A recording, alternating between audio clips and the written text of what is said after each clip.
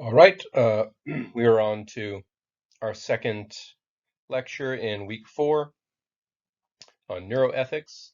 This is by Nick Bostrom and Andrew Sandberg, and it's in many ways actually very similar to the Chatterjee piece. It's just a bit more detailed, and I think comes a bit closer to still kind of implicit, but I think making an argument. Um, what I take the argument to be is these newer sorts of technologies for cognitive enhancement aren't really necessarily different in kind from traditional ones that have been around for centuries in some cases.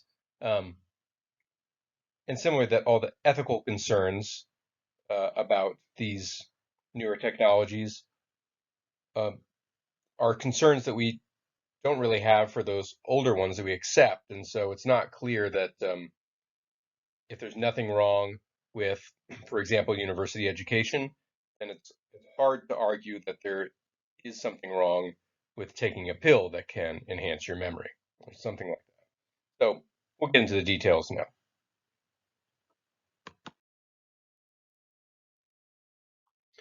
Beginning with some definitions. So cognitive enhancement we'll define as the amplification or extension of core capacities of mind through improvement or augmentation of internal or external information processing systems. So I think one important thing is information, right? Is playing a big part here. This is he's sort of implicitly defining cognition and our mental capacities as information processing capacities. So, and he says this explicitly: cognition can be defined as the processes an organism uses to organize information, and these include acquiring information, typically through perception, right? Selecting information, so that's by attending to particular perceptual or even thoughts, representing, which he equates with understanding. Representation is sort of a whole topic on its own, but it's typically taken to be the case that what our minds do is represent states of the world. So there's some neuron in your, this is the simplest and probably wrong way to describe it is maybe there's this neuron on your brain that fires every time you think about your grandmother, right? And so that neuron represents your grandmother, right? It's not your grandmother, but it's just sort of correlated with your grandmother in a way that it stands in for grandma. Um, that's representation in a nutshell. So people tend to think that minds do that. Um, and then retaining information, that's memory. And then using all of that to guide behavior, and that is sort of reasoning, right? You take your representations, your beliefs, your desires, um, and if I believe or if I want a beer, I believe there's a beer in the fridge, and I also believe that whatever, but if the fridge is in the kitchen, right? You add that up and maybe a few other premises, and it's going to lead me to stand up and walk to the kitchen and open the fridge. So all that reasoning and motor responses get together to guide your behavior. Real big picture uh, account of like cognitive science, but and probably partially false or at least controversial. But anyways, that's generally, yeah. When we talk about cognition, that's what we mean. A lot of stuff. So interventions to improve cognition could be directed at any of those core faculties. So there's a lot that counts as right interventions as cognitive enhancement. Um, so far, the quickest, best ones we have are sort of aids to external information processing. So your phones, right, are you don't have to know any phone numbers, right? Um, your parents had to memorize probably a lot of phone numbers. You probably have not. Maybe you have one or two phone numbers memorized, right? Yourself and maybe another important person. Um, that's just one little thing. That's so you've offloaded that onto your phone, right? That's a cognitive enhancement. You've just freed up a little processing space, a little room for other stuff. Um, and uh, we have a lot of these external things, and the sort of direct interventions are just now the medical and technological interventions on your brain are sort of lagging behind a little bit.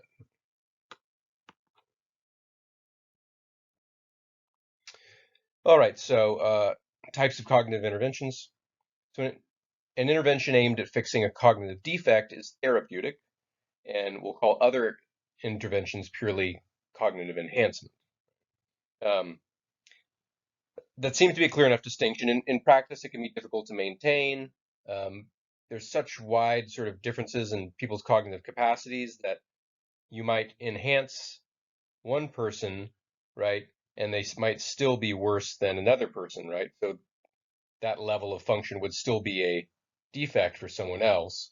So it's really hard to sort of distinguish therapies from enhancements in terms of like sort of level of function. Um, and instead, maybe we'll just say it's an enhancement if it's not designed to correct some identifiable pathology, like Alzheimer's, right, or something like that. Um, Interventions can be medical, right, but they can also be psychological. So um, there's lots of tricks for improving your memory, um, right? There's lots of ways that you can get smarter, faster, better at things without taking a drug. Um, we'll actually cover a number of these. So cognitive enhancements, and again, these are opposed to therapies. So these are just improving function, not fixing any deficits. Um, these tend to be broader in their target, so they tend to aim at sort of improving entire core cognitive faculties like memory, right? Rather than very narrow specific skills like, I don't know, face recognition or something like that. Right, so I might have a I mean, that's the thing, right? If I have damage to a particular part of the brain, I might just have a certain kind of agnosia where I can't remember faces. A therapy might just try to fix that particular thing. Enhancements, you're looking for something broader, right? Yeah, I want to be able to learn languages faster, or I just want to be able to play guitar better, or things like that, right? They're kind of broader. Okay, so there are many familiar mundane cognitive enhancement interventions available. Uh, Education, right? You're involved in a cognitive enhancement as we speak, as you're watching this. Yoga, caffeine. So, well, let's call those conventional means of cognitive enhancement, and then that implies that there are some unconventional means, and by that, Bostrom means nootropic drugs, gene therapy, and neural implants. We'll talk more about those. All right, so now I'm going to go through a fairly long list of different methods of cognitive enhancement. First, education, so and enriched environments and general health. These sort of all lumped into one. These are pretty traditional forms of cognitive enhancement, right? So education, many benefits, right? Higher job status, better salaries. There's lots of correlations with reduced risk of substance abuse, crime, illness, and so on. Better social life, political participation. Uh, some of what you learn through education is what we might call software. So, you're taught how to do long division, right? You're taught other sort of problem solving techniques that allow you to calculate certain things more efficiently. These tend to be fairly narrow, kind of domain specific. Um, but education also provides a more general enhancement of intelligence. That's a little more difficult, right, than just teaching someone how their multiplication tables or whatever.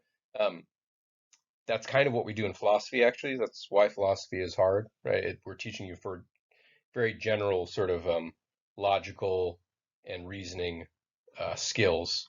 Um, and that's why you should take philosophy, right? Because it does benefit you. There's data. I won't spend a lot of time on it because it's going to be a kind of a long lecture anyways, but like um, they get a slow start, but philosophers do well in their careers later. By mid-career, their salaries are competitive with a lot of other disciplines. So anyways, that's because they have a general intelligence that's very useful in a lot of ways. And education can have, it does have physical effects on the brain. Learning creates synaptic connections. So and that way, it's not so different from medical interventions, right? It does change the physical structure of your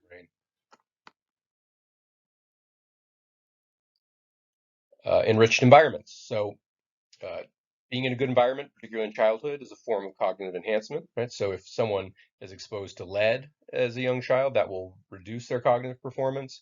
If you're fed good food, that will enhance your neural development, right? It's just as good as these medical interventions, right? Just eating well will do as good a job as taking a drug. Um, Also, just general health, sleep, proper immune function, all that sort of helps cognition, whereas being sick impairs. I mean, when you feel sick, when you have a fever, right, you don't feel very much like taking the SAT, right? You're not very well. Um, Exercise also has good effects, probably due to increased blood flow, more oxygen in the brain, stuff like that. But yeah, general health, healthy stuff that's healthy for your body, also healthy for your brain, right? Your brain's part of your body. Okay, number two, mental training. So these are specific techniques that can help you improve at various tasks. Um, Probably the mechanism, right, is that you're sort of practicing these things sort of in your in your imagination, and you're stimulating the same sort of neural networks as when you actually do the thing, and so you're practicing, you're uh, getting your neurons into shape. Um, so like one example, right, that's been around since ancient Greece is the method of loci, where you try to remember, you can remember things by, you have this sort of memory house, this mansion, and you place certain things that you want to remember sort of in certain rooms, and you visualize yourself walking through the halls and into the various rooms, and it helps you to recall things, organizes your memories in a way that makes them more easily accessible. Um, or rhyming, right? That helps you remember stuff. This goes back to ancient Greece as well, right? The Odyssey. Um, this was probably oral tradition, the Odyssey and the Iliad, and it helped them to remember it by these rhyme schemes that they would use. All right, number three, drugs. So Chatterjee, right? He talked about some more cutting edge drugs, but there's some good old fashioned stimulants like caffeine and nicotine that they enhance cognition. I'm not suggesting you take up smoking, but it does get your brain going. Um, Nicotine improves attention and memory. Caffeine reduces tiredness, which enhances cognition. Um, Strychnine has been shown to facilitate learning in rats.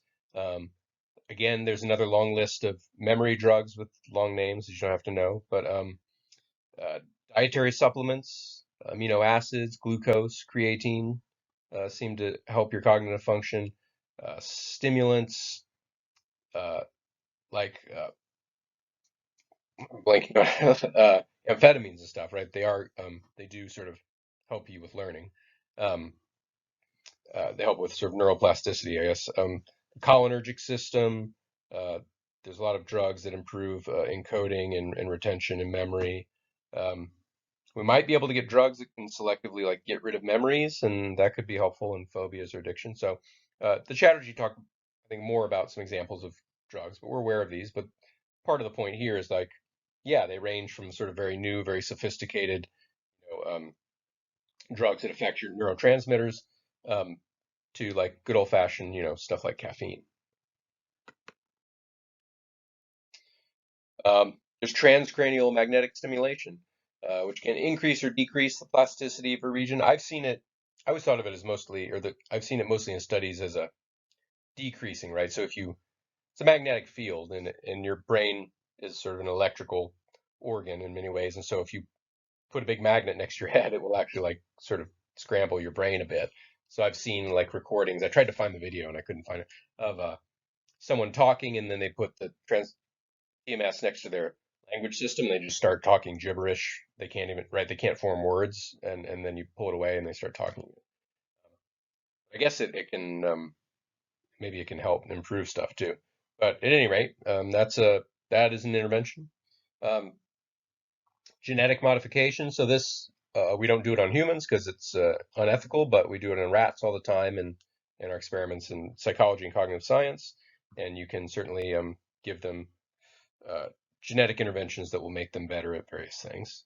Um, and that it's likely to work in humans. Again, we don't, it's unethical to do it in humans, but it probably would a lot. That's why we use rats to study, um, right, human psychology. Um, and you might even be able to just, the genes, right, produce certain substances. So maybe you can just take the substances and give humans those instead. And then prenatal and perinatal enhancements. So you give choline supplements to pregnant rats, and it seems to improve certain cognitive performance in their offspring. Long chain fatty acids by human mothers postpartum. is good for the child's cognition. External hardware, so pencil and paper, um, that enhances your cognition, right? You take notes, and then it's like a little memory. It's a little external memory, right? There's a famous article by Clark and Chalmers that argue that, yeah, your mind is extended into things like pencil and paper or doing math problems, right? It's this loop, right? That it's when you get good at it, it's this sort of like it's hard to pull them apart. You certainly wouldn't be doing calculus as well without the pencil. Right? Your smartphone, calculators, right? Glasses, right? That's a perception again is a cognitive function, and glasses certainly help with that. Um, or augmented reality, sort of like Oculus goggles and stuff. So lots of external hardware helps us with our cognition. Now we have brain-computer interfaces, right? They can basically read your thoughts. At least you can people like that are paralyzed and stuff you can train a computer to sort of they can move a cursor on a screen just thinking about it. You sort of like they have to do a lot of practice and sort of train the system to know what to respond to, but get to a point where you can move stuff with your mind. Um, and collective intelligence. So this is social cognition, right? If you think about like a corporation, right, it's able to do a lot more than a single person. Things like email, um, the social networks, right? The way we can interact with other people, particularly using technology, um, really enhances your cognition. It allows you to do a lot more than you could do on your own. Right. So that's sort of a long list of types of cognitive enhancements. And I think part of the idea is like, hey, it's a lot more than just drugs. Um, there's all kinds of things that we do to enhance our cognition. Um, so what are the ethical issues? And it's important, right, to get a broad array of what counts as cognitive enhancement, because when we talk about the ethical issues, um, we want to see, if they apply more broadly.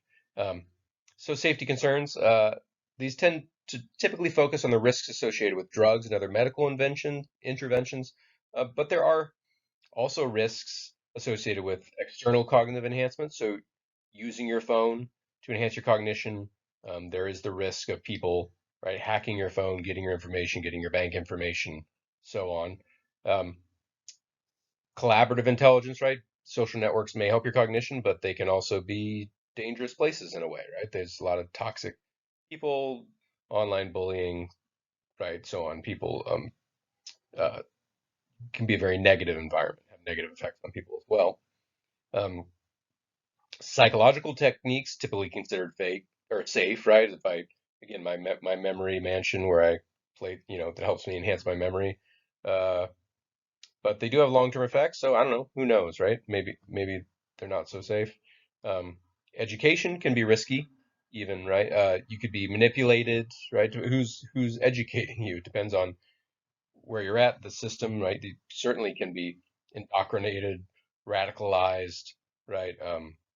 Depending on who's educating you and the environment can be bad. Even like even a university like this that you wouldn't think necessarily as like a indoctrination center. I mean, there's been studies that show that just like studying economics makes you more selfish, right? So um, again, who's to say safety concerns can there's safe you, if you want to say there's safety concerns with medicine, then I think his point is what about education, right? And if you say, well, education's safe, then maybe you need to say that the medicines are no less safe, right? I think so. Some people may resist what Bostrom's getting at here. You might say, well, think the difference, right, between education and say medication is that education works through conscious psychological mechanisms, and so any harm that you might receive is in part willingly undertaken, right? You've taken this class, you're watching this thing, you're consciously taking in the information, trying to remember it, right, for the quiz or whatever. This is all sort of voluntary on your part. Um, Whereas when you take medication, you're not really aware of what's going on. I mean, you pop it in your mouth, but you're not involved in the process of whatever it's doing to your brain. That's all out of your control. So you might say that's the difference, right? Not in education, I'm kind of sort of consciously, step by step, sort of making the changes to my brain consciously. Um, but the problem is education starts at a very young age, right? My daughter has started nursery school at 2, right? They don't do a lot of learning of stuff, but they learn, some social stuff. Um, but at any rate, at very much at kindergarten, right, you start learning things, and it's not clear that you have the sort of agency to make informed choices about what you want to do with your mind at that age. So, even really among adults, like a lot of what you're picking up in this course is probably going to be subconscious. I mean, I think I've explicitly said that part of what I want to teach you is skills of argumentation and analysis and reasoning, and that's sort of happens by practice subconsciously. It's what we call sort of procedural memory. Uh, so, anyways, yeah, it's not clear that you're every step of the way in education is a conscious choice, a willful choice. Yes, that's what I'm doing to myself. No, no, sorry. Okay, but the focus is obviously on medical interventions. So, talking about that area, the way risk is usually assessed um, in that area is sort of against the risk of dying if you aren't treated. Um, and Chatterjee talked about this too, right? So it's fairly straightforward when it's to take on a risky treatment when the alternative is death. It's pretty simple, but in cognitive enhancement, the alternative is just normality, right? Um, there's no risk if you don't get the treatment. So you could expect sort of the overall industry possibly to be very risk adverse, but then again, and Chatterjee uh, pointed this out as well, people do get cosmetic surgery, right? That's not a you're not at risk, right? If I get whatever PEC implants, there was no risk of not having PEC uh, associated with not getting PEC implants. That's totally enhancement as well, and people do it, right? There's insurance for it. Malpractice insurance covers it, um, and this is all because the assumption is, well, if you choose for this enhancement, then you're an autonomous person. You can take on whatever risks you like as long as you're not hurting anyone else. So go for it. Um, so if you're informed, you want to take the risks, that's not the government's job to stop you. Of course, the risks will probably be at least partially unknown until sort of the stuff has been mainstream for a while. Um, especially long-term stuff, you don't always know what the effects will be over a decade or something. I mean, it might turn out to be actually a terrible thing to have a super memory. You might hate it and wish you hadn't done it, right? Um, so Or like some interventions make you dependent on a neural implant, and then all of a sudden, if it fails or loses power or something, then you're in real trouble, right? So, yep, there are new risks. Another right concern that's been brought up is that somehow cognitive enhancement is sort of like um, goes against the purpose of medicine. Uh, if you think that the purpose of medicine is to cure disease, right, not to enhance people or make super people.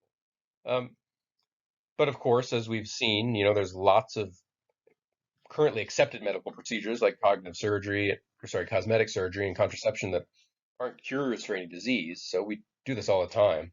Um, and then there's lots of cognitive enhancement that's not a medical procedure. So it doesn't seem to rule out all forms of cognitive enhancement. Um, Another argument in this vein is that using medicine for cognitive enhancement just papers over the real problems in society. So, if you're using Ritalin for ADHD instead of whatever sort of child rearing and education techniques might treat those things naturally, then some people might think of that as a bad thing, right? As sort of like taking the easy way out. Maybe, but Bostrom does point out that our society is advancing so quickly and so much more is demanded of us every year. Um, and really our brains evolutionarily are not really any different from this picture here, right? Evolution doesn't happen as fast as sort of our society picks up speed. So um, our little caveman brains may not sort of naturally be designed to sit in school for like a minimum of 13 years, right? So maybe a little ADHD is not so surprising, and maybe some of us need a little bit of help to live that way, right? When again, our brains are the same as these folks who were mostly spent their time hunting and gathering. So there are issues with enhancement of minors and incompetent individuals. Some people just aren't competent to make decisions about whether and how to pursue cognitive enhancement on their own. So who gets to decide, right?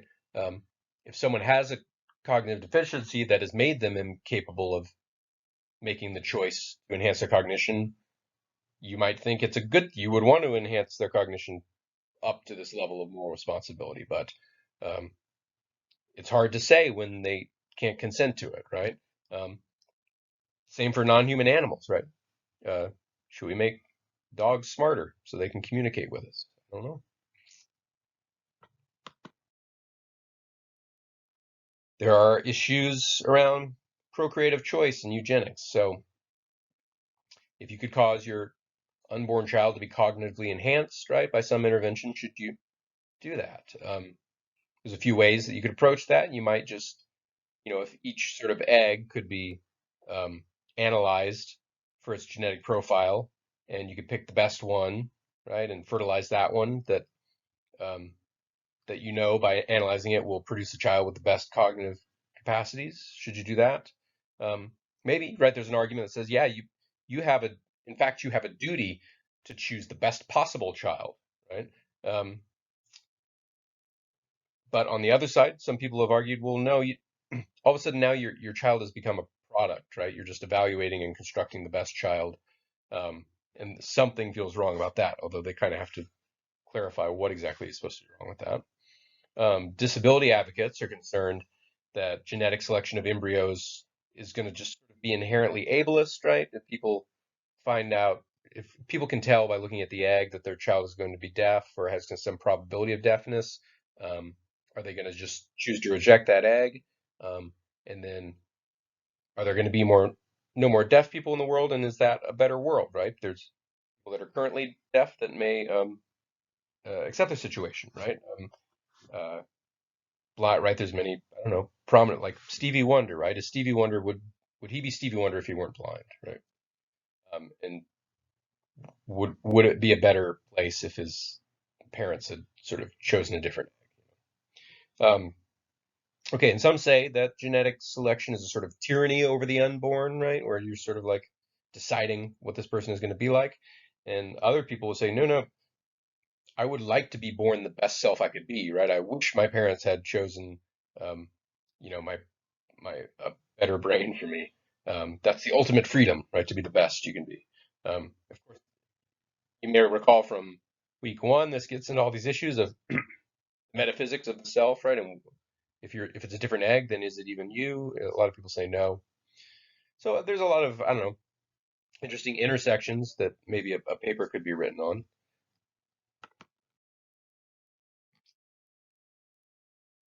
There are concerns of authenticity. So this was the no pain, no gain thing from the last lecture. So are these abilities that are derived from cognitive enhancement somehow cheaper than similar abilities developed the old-fashioned way? Will they authentically belong to you? Uh, right. So if I didn't work real hard to develop my memory or work real hard to work on my motor agility for playing guitar, and instead I took some enhancements and just got really good really fast, does that somehow cheapen the achievement or the ability? Um, Well, Bostrom thinks it's not obvious that they do. There's lots of enhancements that we don't really see as cheating, right? You wear really good shoes that help you run faster and or just feel better and do better. Calculators, right, are now generally accepted, at least on half of the SAT questions, whatever. Um, so what these enhancements, like, I mean, typically do, the ones that don't at least don't bother us, are they sort of take care of the unimportant or trivial parts, right? So generally, and once you get past a certain level of math course, no one's really interested in whether you could multiply really big numbers together, and they're happy to let the calculator do that, and so that you can do the more interesting things. Um, so that's the idea. So maybe if you had just automatically had perfect memory, um, great. Then you don't have to sit around memorizing stuff, and you can spend more time. We wouldn't ever, right? We wouldn't have to do the quizzes at all, and we could just spend all our time, right, writing our papers and on critical analysis and creativity.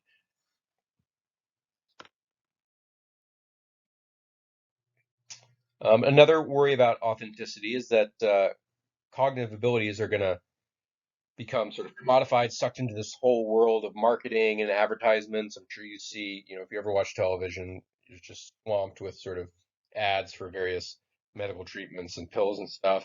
Um, so is this what it's going to be now? It's just going to be another commercial on TV for cholarestinase, I can't, whatever, various, right, neural enhancements. Um, and then we become susceptible to this marketing, and maybe we get sort of pushed and manipulated into designing our minds to suit our employers, right, or our parents or whatever. Um, that doesn't seem ideal. We know how marketing can manipulate people, and marketing is starting to manipulate people into like, right, changing their brains. That seems bad. Um, and I think Bostrom sort of agrees, but he also says, well, that's a critique of a bad culture, right?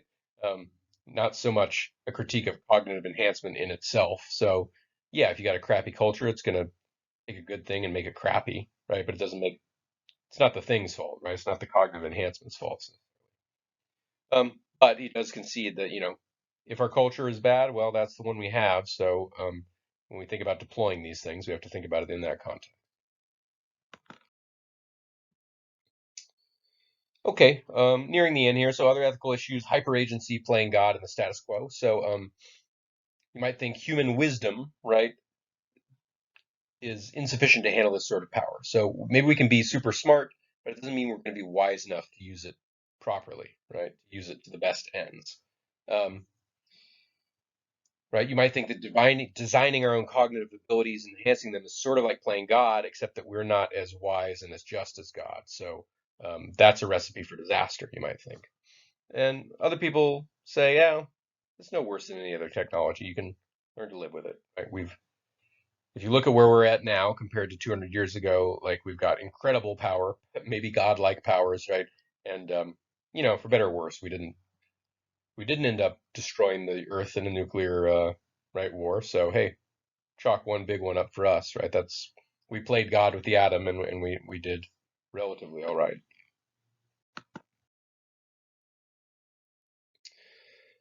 Cheating, positional goods, and externalities. So these were also discussed by Chatterjee, right?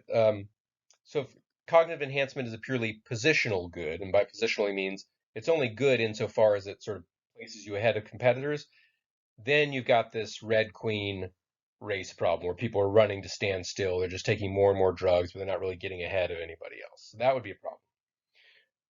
But Bostrom points out, right, and Chatterjee doesn't point this out, cognitive abilities are just intrinsically good, right? So whether or not you're better than someone else, it's good to have a better memory or be more creative. That's just going to enhance your life, um, even if you don't win the race, right?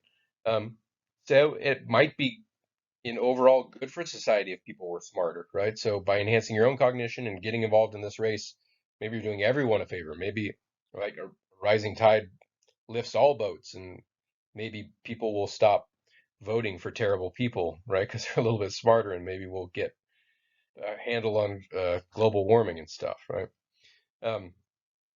Of course, if lots of people use it, it does put pressure on people who might otherwise not want to.